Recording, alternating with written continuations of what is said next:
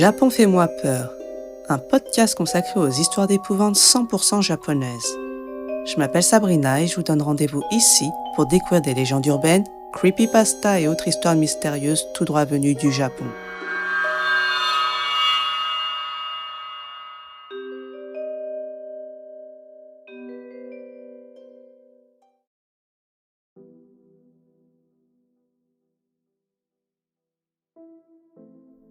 Bonsoir tout le monde, j'espère que vous allez bien. Je sais, je vous avais promis des épisodes tout au long de la dernière quinzaine du mois et puis rien. Je m'en excuse, mais ne vous inquiétez pas, vous les aurez, avec un peu de retard, mais vous les aurez. D'ailleurs, on va commencer dès maintenant.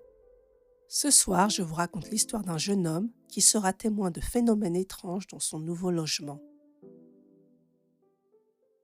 Épisode 23. L'appartement temporaire.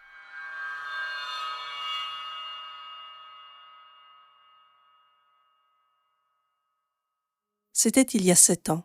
À l'époque, j'étais étudiant. J'appris soudainement que l'appartement dans lequel je vivais depuis 6 mois avait été loué à une autre personne. En gros, l'agent immobilier avait fait l'erreur de louer 2 fois l'appartement. Je devais donc le quitter car le second locataire avait engagé une procédure judiciaire. L'agent immobilier s'est excusé et a promis de me trouver une chambre vacante avant la date limite. Mais peut-être en raison d'un mauvais timing ou de malchance, il n'a tout simplement pas trouvé un endroit remplissant toutes mes conditions. À la toute dernière minute, il me dit qu'il trouvera un logement dans un délai d'1 mois et dans l'urgence me proposait un appartement temporaire. L'immeuble était un peu vieux, probablement 20-30 ans, mais il y avait 2 chambres et une salle de bain avec des toilettes séparées. C'était un endroit assez agréable. J'ai d'abord pensé à un jikobunken, une propriété dite accidentée. Ce sont des appartements dans lesquels il y a eu un décès par accident, un meurtre ou un suicide, et par conséquent les loyers sont en dessous du marché. Mais l'agent immobilier me dit que cela ne semblait pas être le cas, tout en m'expliquant que la nuit, le quartier pouvait être un peu dangereux, qu'il fallait mieux que j'évite de sortir de nuit. Peut-être que des yakuza vivaient dans les environs. En tout cas, c'est ce que je m'étais dit. Dans ces conditions, je pensais pouvoir bien vivre dans cet appartement au moins pour 1 mois. Et si la situation persistait, je pourrais rester chez un ami. Mais dès que j'ai emménagé dans l'appartement, j'ai constaté qu'il ne s'agissait pas d'un endroit mauvais. Il n'y avait pas de yakuza ou d'autres formes de nuisances. Il y avait d'autres résidents dans l'immeuble, mais pas un seul autre à mon étage. Voici un résumé de tous les faits étranges qui se sont passés depuis mon emménagement dans cet appartement. Un jour, alors que j'étais dans le hall, j'entendis le miaulement d'un chat. Il semblait provenir de l'espace où se trouvait l'extincteur, mais en y regardant bien, il n'y avait pas de chat. Tous les 2 ou 3 jours, tard dans la nuit, j'entendais un bruit comme si quelque chose traînait depuis le plafond. Parfois, je sortais de l'ascenseur à mon étage et je pouvais sentir des regards intenses. Mais bien entendu, il n'y avait personne d'autre. Un matin, en me réveillant, j'aperçus à travers les rideaux un homme en costume sur le balcon.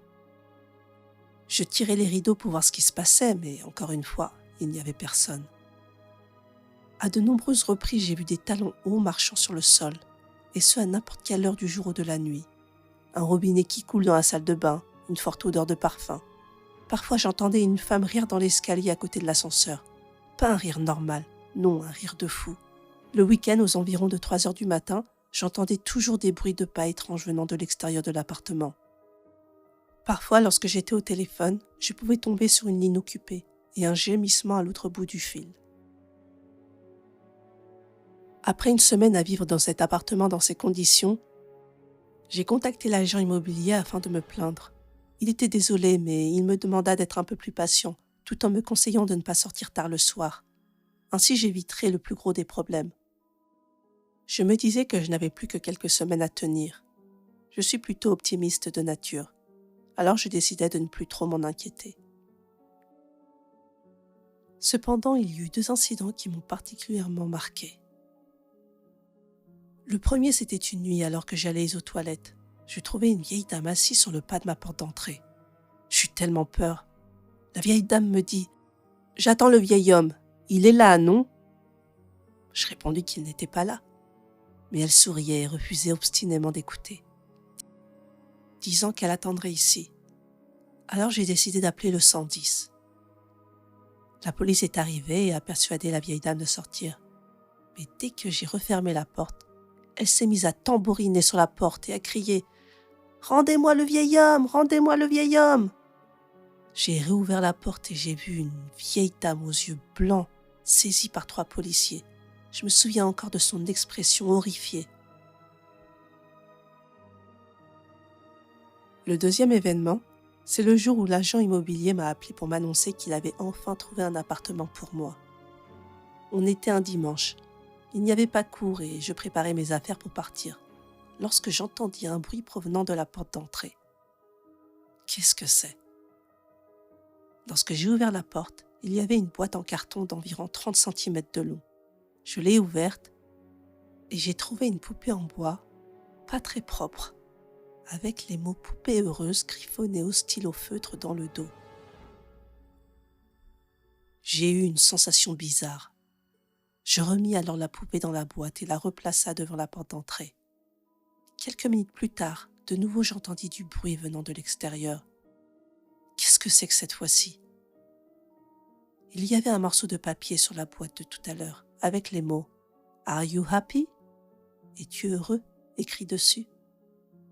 Je regardais partout autour de moi, vers l'ascenseur et vers l'escalier, mais personne. À ce moment-là, je m'étais habituée aux événements bizarres qui se produisaient dans cet appartement. Je me suis donc dit « Oh non, pas encore !»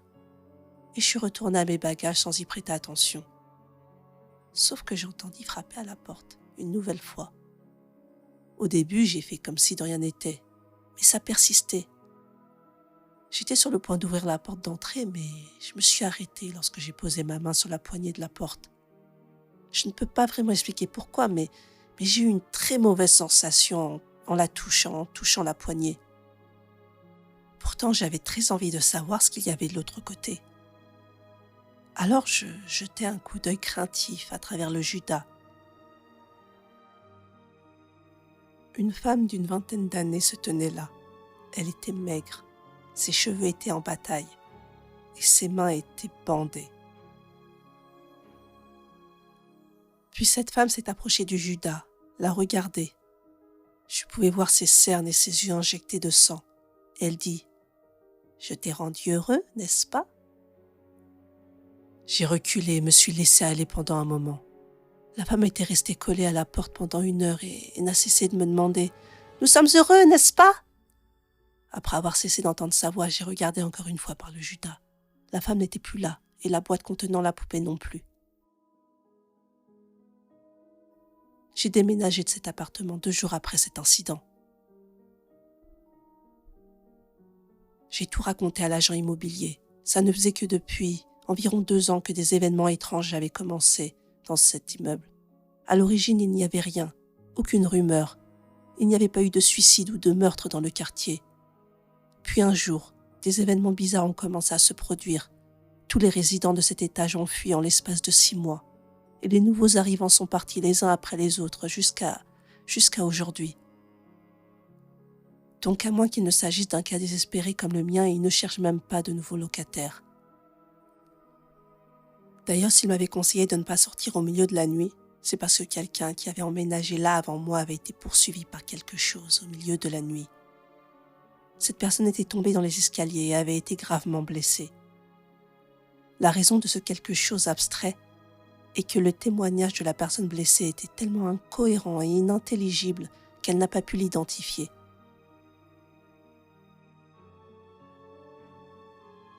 C'est la fin de mon histoire. L'appartement que l'agent immobilier m'a présenté après était tout à fait normal. Le loyer était un peu moins cher pour me dédommager et j'ai pu vivre une vie normale et confortable jusqu'à l'obtention de mon diplôme.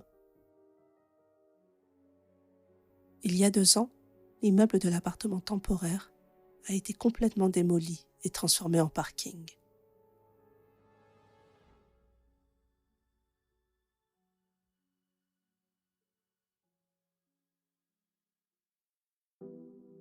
Oshimai.